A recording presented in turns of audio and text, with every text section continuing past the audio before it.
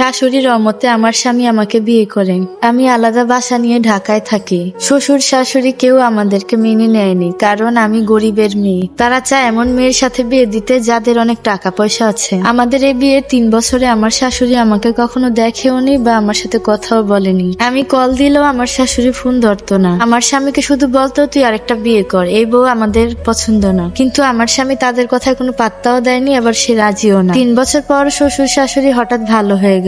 আমার স্বামীকে বলল, বাবা বউকে নিয়ে আমাদের বাড়িতে গ্রামে আয়। আমি বউকে মেনে নিয়েছি। 13 দিন ছিলাম শ্বশুর বাড়িতে। আমি গরিব পরিবারের মেয়ে হলেও পড়াশোনা শেষ করেছি, এখন টুকটাক ব্যবসাও করছি। মাসে কখনো 50, কখনো বা 1 লক্ষ টাকাও ইনকাম হয়। বুঝেনি তো, ব্যবসার টাকা কখনো কম কখনো বেশি। আমার সুন্দর পোশাক দেখে আমার যা আমাকে হিংসা করে খোঁচা দিল। আমাকে দেখে পাড়ার সকলেই প্রশংসা করছিল, সেটা দেখেও আমার যা সহ্য করতে পারেনি। 13 দিনে সব রান্না শাশুড়িই করেছিল। শ্বশুর বাড়ির সবার আচরণে বুঝতে পারলাম যে তারা মন থেকে আমাদের এখনো মেনে নিতে পারেনি। কিন্তু কেন মানলো সেটা আমরা বুঝতে পারছিলাম না। শ্বশুর বাড়ি থেকে ঢাকা ফেরার সময় আমার দুটো মোজা খুঁজে পাচ্ছিলাম না। শাশুড়ি বলল, বাড়ির বাচ্চারা হয়তো কিছু একটা করেছে। আমিও ব্যাপারটা মেনে নিয়ে চলে আসলাম। আমরা ঢাকায় আসার পর 7-8 দিন পরে আমার শাশুড়ি আমাদের বাসায় আসলো। আমার শাশুড়ি আমাদের বাসায় ছিল 1 মাস।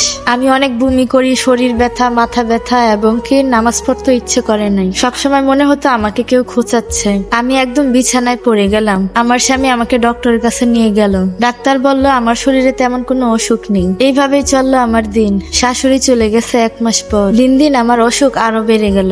আমি কোনোভাবে সুস্থ হচ্ছি না। আমার শাশুড়ি যাওয়ার 3 মাস পর যে রুমে ছিল সেই রুমে চাপ পড়ে বিছানার তোষকটা ভিজে যায়। স্বামী তোষকটা উঠিয়ে রোদ্রে দিতে যাবে, ঠিক সেই সময় স্বামীর হাতে তোষকের মধ্যে কি যেন একটা ফুটে। সেলাইয়ের ওই জায়গা খুলতে গিয়ে একটা পুতুল পায়। পুতুলটি হলো আমার শ্বশুর বাড়িতে হারিয়ে যাওয়া সে মৌজা দিয়ে বানানো পুতুল, এবং পুতুলের গায়ে অনেকগুলো সুই ফুটানো। আমার স্বামী পুরোটা বুঝে আমাকে ইমামের কাছে নিয়ে যায়। আমাকে যে কেউ কালো জাদু করেছে সেটা সে বুঝতে পেরেছে, কিন্তু এটা যে তার মা করেছে সেটা বিশ্বাস করছে না। প্রথমত আমাদের বাড়িতে আমার শাশুড়ি ছাড়া আর একটা মানুষও আসেনি। ঢাকায় তো এমনিও কেউ কারো বাসায় যায় না। আমার পরিবারের কেউ বা বাইরের কেউ আমাদের বাসায় আসেনি। তাহলে এই কাজটা করলো কে? ইমাম সাহেব তাকে সবকিছু বলেছে, কিভাবে কি করেছে। ইমামের কথা শুনে সে কিছুটা বিশ্বাস করেছে। পরে তার মাকে কল দিয়ে সে অনেক বকাবাজ্য করে। পরে তার মারা এগুলা স্বীকার করে না। তিনি আরো বলে, আমি নাকি অসুখের নাম করে আরো এরকম নাটক করেছি, এবং ওই পুতুলটাও নাকি আমার বানানো। মোজা হারানোর নাটক নাকি আমি ইচ্ছে করেই করেছি এইসব করার জন্য। আমি নাকি তাদের ছেলেকে তাদের থেকে আলাদা করার জন্য এরকমটা করেছি।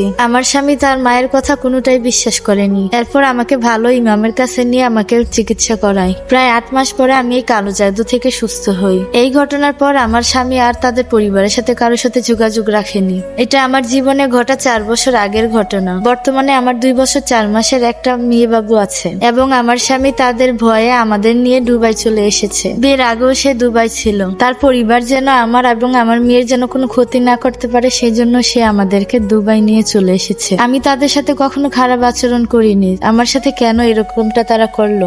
সব আপুদের বলবো, ছেলের পরিবার রাজি না হলে কখনোই বিয়ে করবেন না। এই জীবনের গল্পটা হলো শ্রাবণী ইসরাত নামে একটা আপুর জীবনের গল্প। আপনাদের জীবনের গল্পও আমার সাথে শেয়ার করতে পারেন। আর যদি ভিডিওটি ভালো লাগে অবশ্যই লাইক, কমেন্ট, শেয়ার করুন। সবাই ভালো থাকুন। আল্লাহ হাফেজ।